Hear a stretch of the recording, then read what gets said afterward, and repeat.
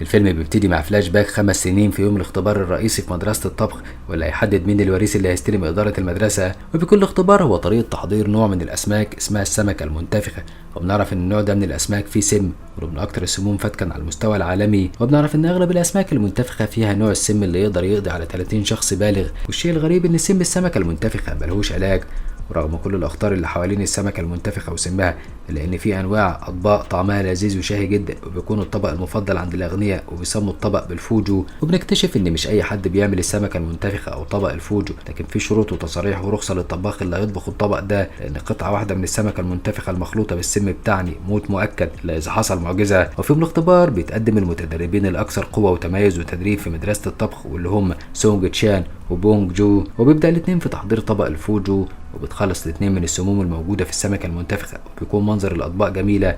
وبنعرف إن صاحب الطبق الألذ والأجمل هيبقى رئيس المدرسة الجديد، وياخد مكان مان سيك، واللي بنعرف إنه جد بونج جو. وبيقدم الاتنين الأطباق، وبيكون مظهرها جميل. وبيكون الطبق اللي اتقدم الأول هو طبق سونج تشان، وبنلاحظ إن سونج تشان واثق جدا من طبقه، وبيدوق الحكام الطبق. وهنا بتحصل المصيبة، وبتسمم الحكام اللي داقوا طبق سونج تشان، وبسبب اللي حصل بتكون نتيجة سونج تشان الفشل، وبينطرد من المدرسة. وبينتهي الفلاش باك وبنرجع ل5 سنين، بنشوف راجل ياباني اسمه فوجيورا وبيتكلم في مؤتمر صحفي في كوريا الجنوبية، وبنعرف إنه جاي علشان يرجع ميراث آخر طباخ ملكي من أسرة جوسون. وبنعرف إن بعد موت ملك جوسون قرر الطباخ الملكي إنه يبطل طبخ وقطع إيده علشان محدش يجبره من الغزاة اليابانيين على الطبخ. وبيكون فوجيورا عاوز يكفر عن أخطاء أسلافه ويرجع السكين لوريثها الشرعي. وعشان يحدد الوريث قرر إنه يعمل مسابقة طبخ ويختار أفضل طباخ، واللي هياخد السكين الأسطوري من مملكة جوسون. وبنشوف المراسلة جين سو وهي رايحة تزور قرية نائية، وبنعرف إنها رايحة تقابل واحد مشهور بإنه طباخ كويس. وبنكتشف إن الراجل اللي جين سو رايحة تقابله هو سونج تشان. وبنعرف إن بعد طرد سونج تشان من المدرسة عاش مع جده سي وونج هيون.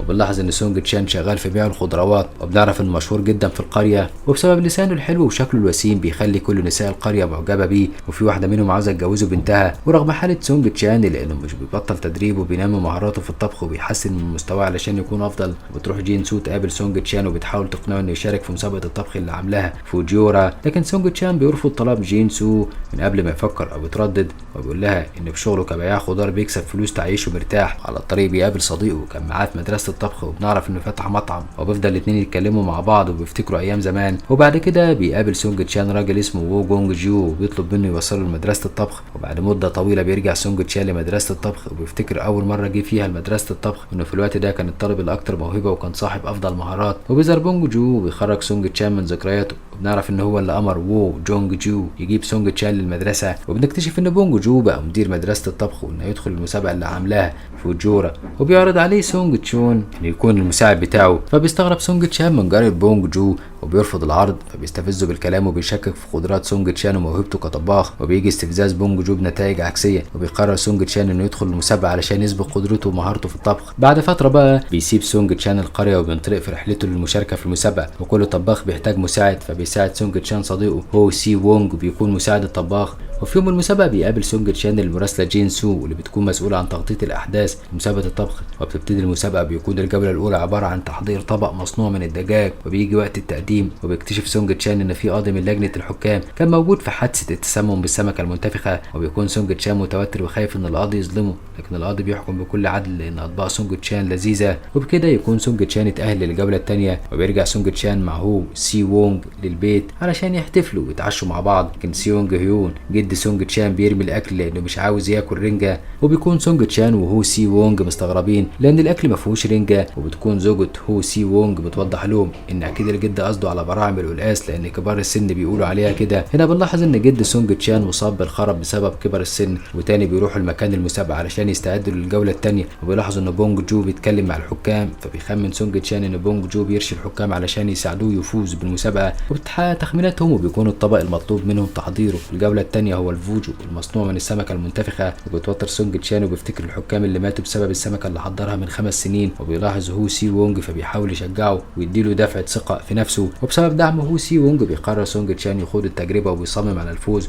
وبيبتدي تحضير السمكة المنتفخة. وبنلاحظ تركيز سونج تشان الشديد وبيتأكد انه بيشيل كل الاجزاء السامة، وبينتهي التحضير وبيحطه في طبق التقديم. وبيكون الحكام مترددين في تذوق الطبق بسبب حادث التسمم، وبيكون نتيجة سونج تشان متعلقة لانهم مش هيقدروا ينجحوه او يستبعدوه من غير ما يدوقوا الطبق ويحكموا عليه. وفي حركة جريئة بتتقدم جين سو وبتاخد حتة من السمكة وبتاكلها بكل ثقة، وبيكون الكل متوتر لكن مش بيحصل لها حاجة. وبكده بيتأكد الحكام ان طبق سونج تشان آمن، فبيروحوا يدوقوا، وبعد ما بياكلوا منه بينبهروا بطعمه. وبكده بينجح سونج تشان في الجولة الثانية وبيتأهل للجولة الثالثة. تكون الجولة الثالثة عبارة عن طبخ أطباق من لحم البقر من غير مواصفات محددة وبتعتمد على الإبداع. وبنشوف سونج تشان وهو بيقدم أطباقه اللي بتكون لذيذة ومبتكرة وبتعجب الحكام، وبكده بيقدر يتقدم للدور نصف النهائي. وبتكون الجولة النصف النهائية عبارة عن استخدام الطبخ عن طريق الفحم، فبيقرر سونج تشان انه يستخدم افضل انواع الفحم المعروفه. وبيروح سونج تشان وجين سو وهو سي وونج لافضل صانع فحم سي وونج إيل، لكنهم بيكتشفوا ان سي وونج إيل في السجن بتهمه القتل ومنتظر تنفيذ الحكم. فبيروح سونج تشان السجن مع جين سو وهو سي وونج علشان يقابلوا سي وونج إيل ويطلبوا منه يساعدهم في انتاج الفحم، لكن سي وونج إيل بيرفض. ويونج جو اللي بيدور على افضل فحم بيكتشف قصه سي وونج إيل وبيحاول يكسبه ويخليه يوافق على مساعدته. فبيقرر بونج جو يعمل حفله كبيره علشان يساعد سي وونج إيل، وبيجيب فرق استعراضيه، لكن كل ده بيجي بنتائج عكسيه. وبيتعصب سي وونج إيل بزياده وبيهجم على بونج جو وبيضربه. وبتجمع جين سو المعلومات وبيبلغ سونج تشان ان والده سي وونج إيل بتحاول تزور سي وونج إيل، لكن سي وونج إيل بيرفض يقابلها. فبيروح سونج تشان يتكلم معاها وبيحاول يقرب من والده سي وونج إيل علشان يعرف منها معلومات عن حياه سي وونج إيل وماضيه. وبنعرف ان سي وونج إيل كان عايش مع جدته بعد ما مات والده، وان والدته سابته وراحت اتجوزت. وسي وونج إيل كان بيحب ياكل البطاطا. وفي يوم راح سي وونج إيل يزور والدته ببيت زوجها ولقى بطاطا حلوه لسه طالعه من النار، فاخدها سي وونج إيل واكلها بشراهه. في اللحظه دي دخل زوج والدته وهزقه وضربه وطرده من البيت ومنعه يدخل البيت او يقابل والدته. ورغم كده فضلت تحط له البطاطا كل يوم في مكان قريب، وبيفضل الحال زي ما هو لغايه ما في يوم بتسيب والده سي وونج إيل مع زوجها، وبيفضل سي وونج إيل يدور على والدته لكنه مش بيلاقيها. وبمرور الايام بيستسلم سي وونج إيل وبيركز في حياته. وفي يوم بيقدر سي وونج إيل يلاقي مكان بيت والدته، فبيروح لها من غير تفكير. وقبل ما يسلم ويتكلم بيشوف زوج والدته وهو بيسحبها وبيضربها. وهنا بيعرف سي وونج إيل ان والدته بتتعرض للتعذيب من زوجها، فبيرمي سي وونج إيل اللي معاه وبيضرب زوج والدته، وبيشتد القتال وبيقتل سي وونج إيل زوج والدته. وبتيجي فكره لسونج تشان، فبيبعت رساله لسي وونج إيل مع بطاطا حلوه، وبيفتكر سي وونج إيل الماضي وبيفتكر البطاطا اللي كانت بتعملها والدته. فبيقرر سي وونج إيل انه يساعدهم وبيديهم عنوان اللي فيه موقع الاشجار اللي بتصنع من جذوعها افضل الفحم. فبيتحرك سونج تشان والباقيين وبيدوروا في الغابه لحد ما بيلاقوا الجذوع، وبياخدوا الجذوع وبيحطوا كل طاقتهم في تصنيع الفحم، وبيتبع تعليمات سي وونج إيل بالحرف. وبعد ما بينتهي الفحم وقبل ما يفرحوا بانهم خلاص صنعوه، واحد حرامي بيسرق منهم الفحم وبيضربهم وبيهرب. وبيجي يوم المسابقه بيظهر بونج جو فحم بتاعه، وبيعجب الحكام باكل بونج جو وطعم الفحم اللي في الاكل. وبسبب اللي حصل بيفشل سونج تشان لان معهوش فحم ينفذ الاكل. وبيكون التحدي الثاني عباره عن تحدي المشاركين مين يقدر يذبح بقره ويقطع اللحم بطريقه مثاليه. وبتتحرك السكاكين، وبنلاحظ ان سكينه سونج تشان دقيقه وقويه وسريعه. وبتنتهي الجوله وبيكون الفائز سونج تشان لان قطع اللحم بتكون متقطعه باحترافيه. وبينتهي النهائيات ضد بونج جو. وبنشوف يوجورا وبيزور قبر الشيف الملكي. تكون جين سو بتعمل معاه لقاء صحفي وبتعرف منه ان الطباخ الملكي كان ليه تلميذين، وان واحد منهم هو اللي قتل الطباخ الملك. فبتروح جين سو لمدرسه الطباخ تدور على المعلومات، وبتكتشف ان التلميذ اللي سمم الطهي الملكي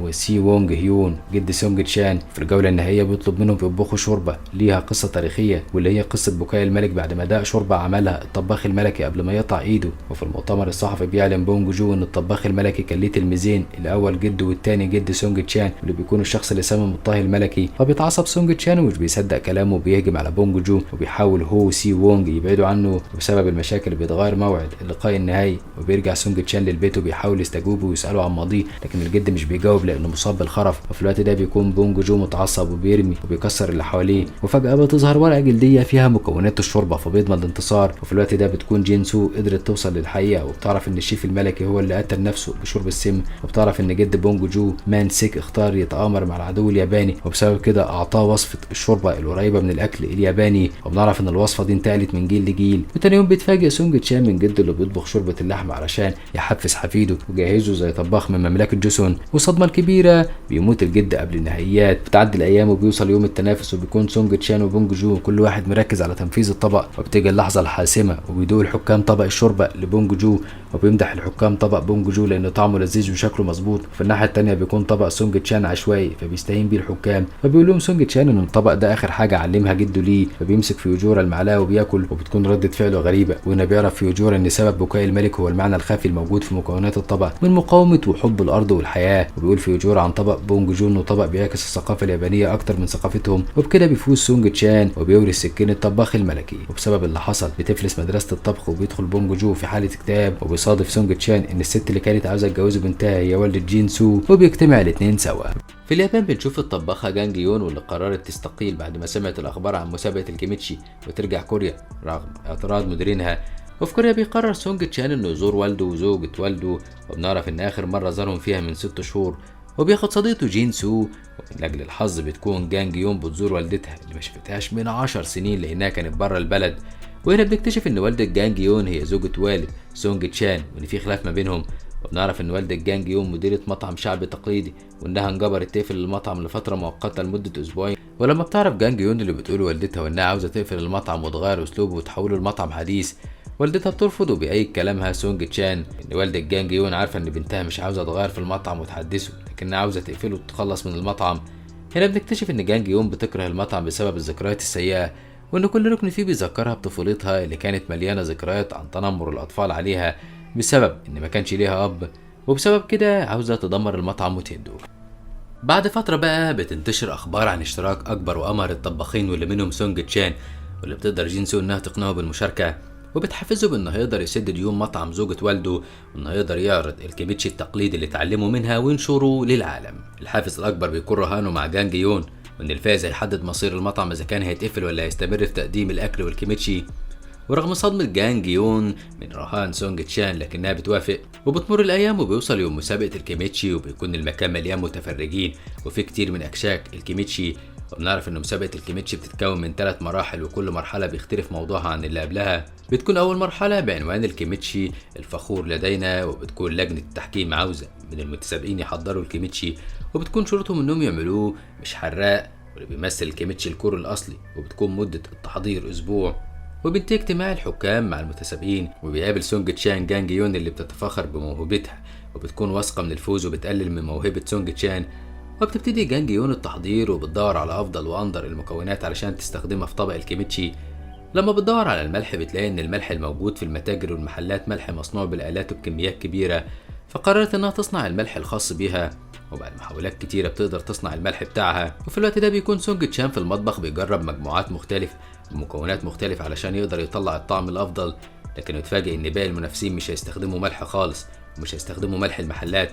ولما بيدور على بديل بيلاقي ان الوقت فات انه يدور على ملح تاني، فبيقرر انه يستخدم المكونات اللي اختارها في الاول. وبتعدي الايام وبيوصل يوم المرحلة الاولى من المسابقة، وبنشوف كل متسابق معاه مكونات وادوات الطبخ الخاصة بيه. وبيكون الوقت المحدد للطبخ الطبق الكيميتشي 2 ساعات، وده بيكون وقت مناسب لتحضير الطبق. وبنلاحظ ان اكتر حد مرتاح هي جانج يون لانها متعودة على جو المنافسة والضغط، وبيكون سونج تشان بيشتغل بسرعة وراحة برضه ومن غير ضغط. وبينتهي الوقت وبيتحرك الحكام بين المتسابقين علشان يدوقوا الاطباق، وبنلاحظ ان الحكام مبسوطين من مستوى المتسابقين واطباقهم. واول ما بيدوقوا طبق جانج يون بنلاحظ انبهارهم بالطعم والشكل واسلوب التقديم، وازاي قدرت تحول طبق مقبلات لطبق فريد من نوعه، وازاي قدرت تصنع الطعم المبهر بالمكونات الفريدة وقدرت توصله للطعم ده. وبيتحرك الحكام لغاية ما بيوصلوا لسونج تشان، وبينبهروا بالطعم وبينبهروا بذكاء اختياره واستبداله للملح واللي استخدموا باقي المتسابقين بصلصة الصويا التقليدية، وانه بكده استخدم اكتر المكونات التقليدية الاصلية علشان يطلع طبق الكيميتشي تقليدي يعبر عن بلدهم. وبمر الوقت بينتهي الحكام من تقييم المتسابقين، وبتتعرض النتائج على شاشة عرض عملاق. وبتتصدم جانج يون من النتيجة لانها في المركز الثاني، وبتكون الصدمة الكبيرة ان سونج تشان هو صاحب المركز الاول. وبنلاحظ ان جانج يون متغاظة ومش عاجباها النتيجة، بالذات انها فضلت تتفاخر قدام سونج تشان بقدرتها وموهبتها. لكن النتيجة مش بتحبط جانج يون، وبتفكر ان لسه في مرحلتين وان اكيد فوز سونج تشان مجرد صدفة. وبيجتمع الحكام مع المتسابقين وبيقرروا موضوع المرحلة الثانية واللي هتكون بعنوان صباح الصفاء مع الكيميتشي. وبيكون على كل متسابق تحضير الكيميتشي بالمكونات البحرية. فبيقرر سونج تشان انه يروح مع جين سو للمنطقة الساحلية، وبيكون بيدور على الالهام والافكار الجديدة، وبيشوف عدد كبير من المأكولات البحرية ونوع مميز من سرطان البحر العملاق واللي بيتسمى سلطعون الملك. وبيتمشى سونج تشان مع جين سو في السوق، وبيقابلوا واحد اسمه سانج وبيتكلموا مع بعض. وبيعرف سانج من كلام سونج تشان انهم بيدوروا على مطاعم وطرق تحضير الكيميتشي المشهور، فبياخدهم سانج المطعم كيميتشي مشهور جدا في المنطقة الساحلية، وبيكتشفوا ان المطعم ده مطعم والدة سانج وبيوصلهم لمكان المطعم، لكن مش بيدخل. ولما بيدخل سونج تشان مع جين سو ياكلوا، بتحكي لهم والدة سانج ان ابنها سانج كان عداء موهوب وانه كسب كتير من الجوائز في مسابقات الجري الوطنية. فبنكتشف ان سانج هارب من الشرطة اللي بتدور عليه في كل مكان، لكنها مقتنعة ان ابنها بريء. وبيقضوا اليوم في المنطقة الساحلية، وفي طريق رجوعهم بيوقف سانج عربيتهم، وهنا بنعرف ان سانج قتل واحد عن طريق الخطأ قبل سنوات، وانه كان شارب ودخل في خناقة مع واحد، وفي نص الخناقة بيزوق الشخص اللي كان بيتخانق معاه ناحية الشارع فبتخبطه عربية. وبعد الحادثة ده فضلت الشرطة تدور عليه، وعشان كده ما كانش عنده الشجاعة انه يرجع لبيته، وبيفضل سانج يبكي وبيكون ندمان على اللي حصل، وبيكون مشتاق لوالدته واكل والدته. وبتفضل جين سو تقنع سانج انه يرجع لبيته ويقابل والدته، لان الامر مش مضمون ومفيش فايدة من الخوف. وبيقتنع سانج بالكلام وبيروح للبيت وبيقابل والدته للمرة الأولى بعد سنوات كتيرة من الهرب. وفي الليلة دي قرر سونج تشان ياخد المركب ويطلع البحر علشان يصطاد السلطعون الملك بنفسه، وبتكون جين سو منتظرة على الرصيف وبنلاحظ عليها القلق والتوتر، وبترتاح لما بتشوفه نازل من المركب. فجأة بتظهر والدة سانج وبتعزمهم يروحوا معاها على البيت، فبيروحوا معاها. ولما بيوصلوا للبيت بيلاقوا عربيات الشرطة، وبيشوفوا رجال الشرطة وهما بيقبضوا على سانج اللي بيصرخ وبيطلب المساعدة، فبتحاول والدته انها تساعده لكنها مش بتقدر. وبعد اللي حصل بيركب سونج تشان وجين سو العربية وبيتحركوا علشان يرجعوا للمدينة. وبسبب اللي حصل بيفضل سونج تشان يفتكر صدمة طفولته لما سابته والدته ومشيت من غير سبب. وبتلاحظ جين سو تغير مزاج سونج تشان بعد الحادث، فبتخمن انه افتكر والدته، وبيكون عندها فضول تعرف ايه اللي حصل، فبتقرر تسأل والد سونج تشان. وبيتكلم والد سونج تشان، وبنعرف ان والدة سونج تشان كانت صماء، وان في يوم كانت شغالة في حقول الأرز ووقع سونج تشان في المية، ففضل ينادي عليها لكنها ما سمعتهوش. وعلى آخر لحظة أنقذوا القرويين سونج تشان من الموت، لكن الحادثة أثرت على والدته وفضلت تفكر إن بمرضها وعدم قدرتها على السمع لا يمكن تكون أم تقدر تهتم وتعتني بابنها. وبسبب اللي حصل وصت والدة جانج يون وزوجته الحالية إنها تراعي سونج تشان وسابته ومشيت. وبنعرف إن سونج تشان لغاية دلوقتي فاكر إن والدته تخلت عنه وسابته ومشيت. وبنعرف إن بعد فترة من تركها للبيت لقيوا مجموعة من الناس والدة سونج تشان مغمى عليها على الأرض، فأخدوها للمستشفى وكانت مريضة جدا. وبيوصل يوم المرحلة التانية اللي بتجمع أفضل 10 طباخين. في المرحلة الأولى بتستخدم جانج يون سمكة بولوك الذهبية المجففة كمكون رئيسي، وبيكون سونج تشان قرر يستخدم السلطعون الملك اللي اصطاده بنفسه. وبعد ما بيمر الحكام على باقي المتسابقين بتبدأ المباراة، وبنلاحظ ان سونج تشان عقله غايب وذكريات الطفولة بترجع له، فبيفقد تركيزه وبيجرح نفسه، وبسبب كده بيرجع لتركيزه وبيستمر في الطبخ. وبينتهي الوقت وبيتحرك الحكام ما بين المتسابقين علشان يدوقوا الأطباق، وبيدوقوا طبق جانج يون واللي بيعجبهم طعمه وشكله رغم انهم كانوا متوقعين انه طبق بسيط. وعلى عكس جانج يون بينتقد الحكام سونج تشان لان امالهم كانت عالية لان امالهم كانت عالية جدا وكانوا منتظرين شيء مبهر. وبتعلن النتيجة وبتفوز جانج يون بالمركز الاول، ورغم انتقادات الحكام لطبق سونج تشان الا انه قدر يفوز بالمركز الثاني، وبكده هيتنافس مع جانج يون في المرحلة الثالثة والاخيرة.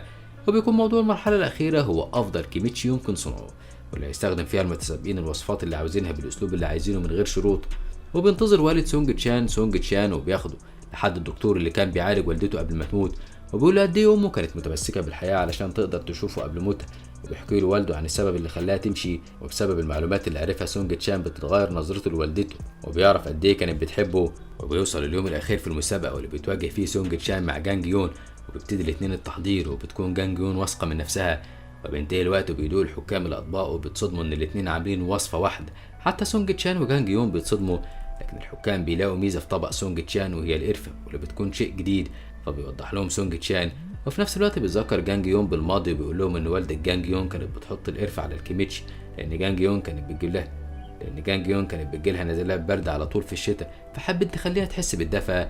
ولما بتفتكر جانج يون كل اللي عملته معاها والدتها بتبكي وبتندم على اسلوبها الوحش مع والدتها. وبعد فتره بتموت والدة جانج يون، لكنها بتموت مبسوطه لان سونج تشان وجانج يون قدروا يتصالحوا مع بعض ويشتغلوا في المطعم مع بعض. وكده يخلص فيلمنا النهارده. لو عجبكم ما تنسوش دعمنا باللايك والشير للفيديو والاشتراك في القناه وتفعيل الجرس علشان يوصلكوا اشعار بكل جديد بنعمله.